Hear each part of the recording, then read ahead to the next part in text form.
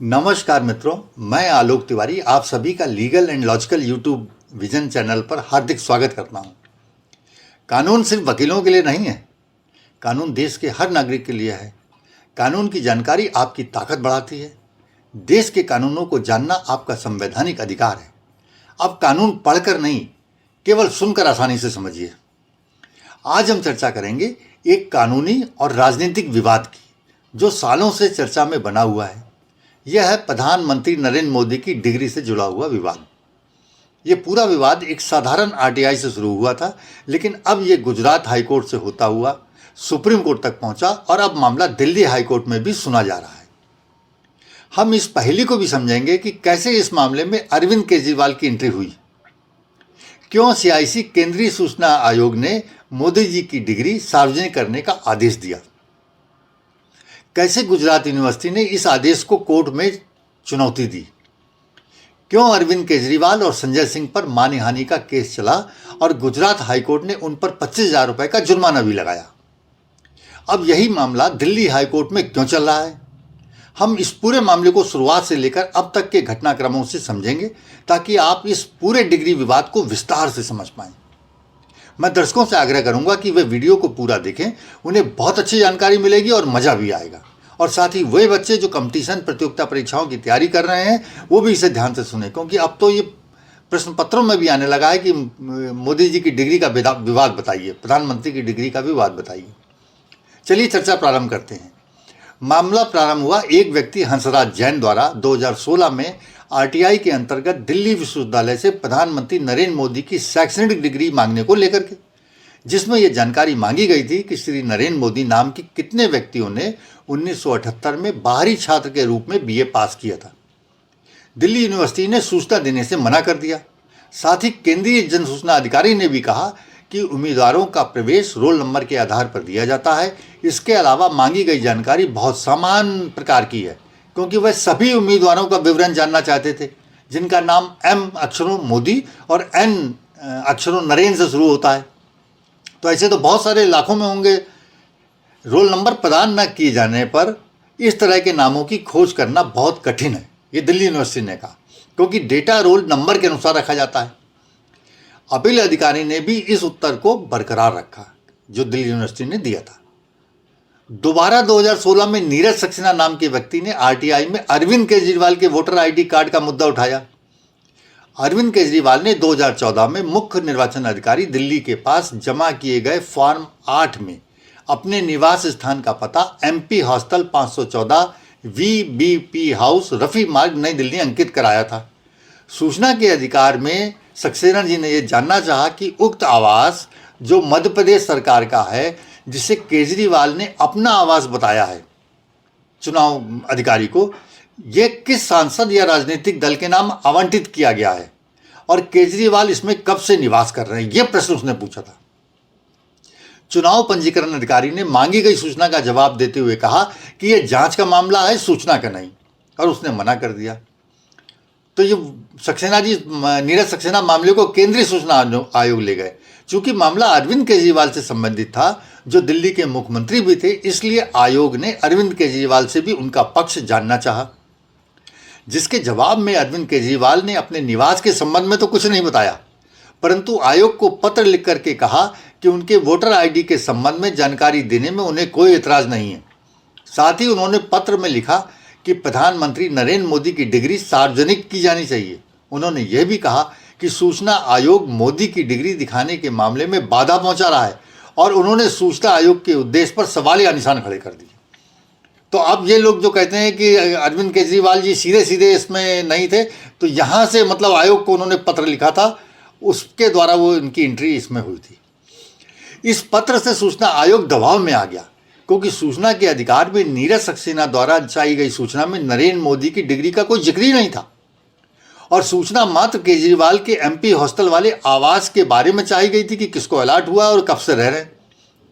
परंतु मुख्य सूचना आयुक्त एम श्रीधर आचार्यलू ने मुख्यमंत्री की हैसियत से लिखे गए केजरीवाल के पत्र को ही सूचना के अधिकार में एक नागरिक के रूप में चाहिए गई सूचना का प्रार्थना पत्र मान लिया और दिल्ली यूनिवर्सिटी को मोदी की डिग्री दिखाने का आदेश भी जारी कर दिया। हालांकि मुख्य सूचना आयुक्त एम श्रीधर आचार्यलू ने अपने आदेश में कहा कि किसी विषय को जानने की उत्सुकता को जनता के हितों के लिए नहीं माना जा सकता है तथा लोकसभा लड़ने के लिए कोई शैक्षिक योग्यता निर्धारित नहीं की गई है और शैक्षिक योग्यता के आधार पर प्रधानमंत्रित्व पद को कोई चुनौती भी नहीं दी जा सकती। उन्होंने 29/4/2016 को दिल्ली विश्वविद्यालय और गुजरात विश्वविद्यालय को नरेंद्र मोदी की डिग्री की जानकारी उपलब्ध कराने के आदेश दे दिए। गुजरात यूनिवर्सिटी ने नरेंद्र मोदी की डिग्री अपनी वेबसाइट पर डाल दी, पर उस पर भी लोगों ने आपत्ति करनी प्रारंभ कर दी कि फर्जी है, अब ये दिखाई नहीं पड़ रहा है, ये इस सन की है। परंतु मैं किसी विवाद में पड़े बिना अपने दर्शकों के सामने केवल सच्चाई रखूंगा और तथ्य रखूंगा और उन्हें तय करना है कि ये मामला किस श्रेणी में आता है। इसके बाद अरविंद केजरीवाल और संजय सिंह ने गुजरात यूनिवर्सिटी पर प्रदर्शित की गई प्रधानमंत्री नरेंद्र मोदी की डिग्री पर सवाल खड़े करने चालू कर दिए और अपने एक वक्तव्य में गुजरात यूनिवर्सिटी को भी लपेटे में ले लिया। केजरीवाल ने अपने ट्विटर पर लिखा, अगर डिग्री है और वो सही है तो डिग्री दी क्यों नहीं जा रही है? गुजरात और दिल्ली यूनिवर्सिटी डिग्री क्यों नहीं दे रही हैं? डिग्री इसलिए नहीं दे रहे हैं कि हो सकता है डिग्री फर्जी हो, डिग्री नकली हो। अगर प्रधानमंत्री जी दिल्ली यूनिवर्सिटी से पढ़े हैं, गुजरात यूनिवर्सिटी से पढ़े हैं, तो गुजरात यूनिवर्सिटी को सेलिब्रेट करना चाहिए कि उनके यहाँ का पढ़ा लड़का जो देश का प्रधानमंत्री बन गया है। वो उनकी डिग्री को छुपाने की कोशिश कर रहे हैं। यूनिवर्सिटी प्रधानमंत्री की फर्जी डिग्री को सही साबित करने में जुट गई है। ये केजरीवाल ने लिखा भी था और आरोप भी लगाया था। इस बयान को गुजरात यूनिवर्सिटी ने अपनी प्रतिष्ठा पर आघात बताया और भारतीय दंड संहिता आईपीसी की धारा 500 के तहत अपने रजिस्ट्रार डॉक्टर पीयूष पटेल के माध्यम से गुजरात कोर्ट में केजरीवाल और संजय सिंह के विरुद्ध अवमानना का केस कर दिया। यूनिवर्सिटी की आपराधिक शिकायत में केजरीवाल और संजय सिंह के कथित बयानों का हवाला दिया गया, जिसमें उन पर प्रेस कॉन्फ्रेंस में व्यंग्यात्मक और अपमानजनक बयान देने का आरोप लगाया गया और कहा कि मोदी की डिग्री को लेकर यूनिवर्सिटी पर निशाना साधा जा रहा है। यूनिवर्सिटी ने यह भी कहा कि छात्रों की शैक्षणिक जानकारी गोपनीय होती है। केंद्रीय सूचना आयोग को इस तरह की जानकारी सार्वजनिक करने का आदेश देने का कोई अधिकार ही नहीं है, यह भी गुजरात यूनिवर्सिटी ने कहा। मेट्रोपॉलिटन कोर्ट अहमदाबाद में केजरीवाल ने कहा कि वह मुख्यमंत्री हैं, एक पब्लिक सर्वेंट हैं और उनके विरुद्ध केस चलाने के लिए धारा 197 सीआरपीसी की धारा 197 में सरकार से पूर्व अनुमति लेनी होती है, जो नहीं ली गई है। गुजरात यूनिवर्सिटी के वकील ने कहा कि अपशब्द बोलना और अवमानना करना अधिकारी के कार्यों की ड्यूटी में नहीं आता, इसलिए पूर्व अनुमति की आवश्यकता ही नहीं है। जज एस.जे. पंचाल ने भी माना कि आपराधिक मुकदमों के लिए पूर्व स्वीकृति की आवश्यकता नहीं है और उन्होंने केजरीवाल की याचिका को खारिज कर दिया। मैं अपने दर्शकों की जानकारी के लिए बता दूं कि सरकारी अधिकारी पब्लिक सर्वेंट माना जाता है और यदि वह अपने कार्य करते समय या अपने अधिकारियों का प्रयोग करते समय कोई गलत कार्य करता है या नियमों के विरुद्ध कार्य करता है तो उस पर केस चलाने के लिए धारा 197 सीआरपीसी में सरकार की पूर्व अनुमति की आवश्यकता होती है। इसको ऐसे समझ लिए कि मान लीजिए किसी डेवलपमेंट बोर्ड का अधिकारी है और उसको प्लाट अलॉट करना है जनता के लिए और वो गिने चुने लोगों को देता है या अपने परिचितों को देता है या गलत तरीके से देता है, तो उसकी जांच की जाएगी। अब जांच कौन करेगा? पहले उनका डिपार्टमेंट जांच करेगा। तो पुलिस अलग जांच करेगी और डिपार्टमेंट अलग जांच करेगा और डिपार्टमेंट उससे पूछेगा भी कि आपने अलॉटमेंट कैसे किए थे, सही किए थे कि या गलत किए थे। तो जो उनका मुख्य अधिकारी होगा वो उसकी जांच करता है। तो मैं आपको बता दूं कि इसका अर्थ है कि उस सरकारी कर्मचारी को भी जिसके ऊपर आरोप लगाया गया है, अपने से बड़े अधिकारी को अपनी सफाई देने का मौका भी मिलता है और बड़ा अधिकारी पूरे मामले को समझने के बाद ही तय करता है कि आरोप सत्य है कि या नहीं, या किसी विद्वेष की भावना से लगाया गया या झूठे तो नहीं, और तब वो सही और गलत की जांच करके अनुमति देता है केस चलाने की। परंतु यहाँ पर ये जो मामला था वो केजरीवाल की ड्यूटी से संबंधित नहीं था, अपितु अपशब्द बोलने और अवमानना का था। गुजरात हाईकोर्ट ने 31 मार्च 2023 को अपने आदेश में कहा कि केंद्रीय सूचना आयोग के पास प्रधानमंत्री की डिग्री सार्वजनिक करने का आदेश देने का कोई अधिकार नहीं था।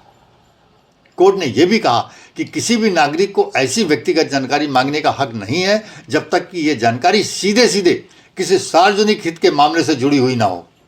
ये गुजरात हाईकोर्ट ने कह दिया।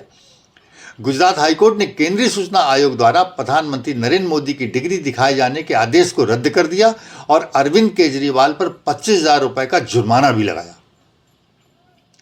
इस फैसले के खिलाफ अरविंद केजरीवाल ने सुप्रीम कोर्ट में अपील की, परंतु नवंबर 2023 में सुप्रीम कोर्ट ने केजरीवाल की याचिका खारिज कर दी। कोर्ट ने गुजरात हाईकोर्ट के फैसले को बरकरार रखा और कोई राहत नहीं दी।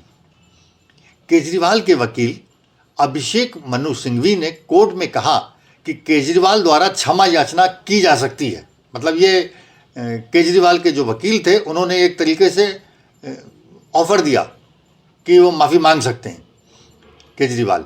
इस पर गुजरात यूनिवर्सिटी के वकील तुषार मेहता ने इसका जोरदार विरोध करते हुए कहा कि याचिकाकर्ता केजरीवाल स्वर्गीय श्री जेटली के समय से ही मान हानिकारक, लापरवाह, गैर जिम्मेदाराना बयान देने और फिर माफ़ी मांगने की आदत से भरे हुए हैं। उन्हें अधिक सावधान रहना चाहिए। मैं दर्शकों की जानकारी के लिए बता दूं कि इसके पूर्व भी अरविंद केजरीवाल अरुण जेटली, नितिन गडकरी, विक्रम सिंह मजीठा, अवतार सिंह भदाना के अतिरिक्त और भी कई अन्य लोगों से माफ़ी मांग चुके हैं जिनको उन्होंने पहले अपशब्द या जिनके विरुद्ध उन्होंने आरोप लगाए थे। इस नरेंद्र मोदी डिग्री मामले में भी देखिए क्या होता है। क्या अरविंद केजरीवाल फिर से माफ़ी मांगेंगे या कोर्ट अवमानना में सजा सुनाएगी उनको? ये तो था अब तक का पूरा मामला। लेकिन दिल्ली यूनिवर्सिटी जो गुजरात यूनिवर्सिटी की तरह ही सूचना आयोग के आदेश 19 के विरुद्ध गई थी कि 1978 वर्ष में बीए पास किए सभी विद्यार्थियों के रिकॉर्ड देखने की जो अनुमति दी थी कोर्ट ने, उसमें 2017 में कोर्ट में चली गई थी और उस पर स्टे भी लग गया था। अब सुनवाई उसकी फिर से चालू हो गई है। कोर्ट ने 11 फरवरी को पहली सुनवाई की है। मज़ेदार बात यह है कि इसमें कई लोगों ने अपना पक्ष फिर से रखने की अनुमति मांगी है कोर्ट से, जबकि तुषार मेहता ने कहा है कि सूचना के अधिकार में मैंने अपने अधिकारों का प्रयोग करके क्या क्या काम किए हैं और कितना धन इनके लिए खर्चा किया, ये तो मांगा जा सकता है, परंतु मैंने दिन में क्या खाया है, नाश्ते में क्या लिया था, जैसे प्रश्न सार्वजनिक हित के नहीं हैं। उन्होंने आगे कहा, आरटीआई कार्यकर्ता एक पदनाम है। अब लोग आरटीआई का विजिटिंग कार्ड रखते हैं। ये एक पदनाम है, एक पेशा है। उन्होंने फिर कहा, अधिनियम अच्छा उद्देश्य पूरा करता है लेकिन इसका दुरुपयोग हो रहा है जिसके नुकसान भी हैं। अदालतों ने कई शब्दों में सभी को सतर्क भी किया है और कई बार किया है। ये तुषार मेहता जी ने कोर्ट में कहा। यह मामला सिर्फ प्रधानमंत्री नरेंद्र मोदी की डिग्री का नहीं है, बल्कि निजता, प्राइवेसी बनाम पारदर्शिता, ट्रांसपेरेंसी की कानूनी बहस का हिस्सा बन गया है। क्या मोदी जी की डिग्री दिखाना जनता के सार्वजनिक हितों को पूरा करने वाला माना जाएगा?